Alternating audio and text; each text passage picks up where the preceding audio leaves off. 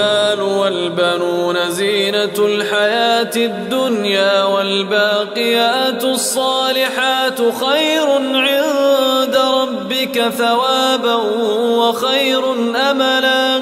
ويوم نسير الجبال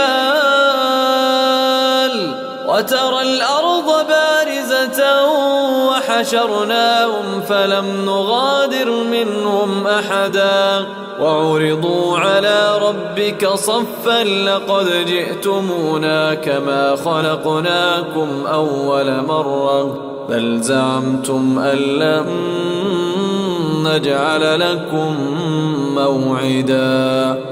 ووضع الكتاب فترى المجرمين مشفقين مما فيه ويقولون يا ويلتنا ما لهذا الكتاب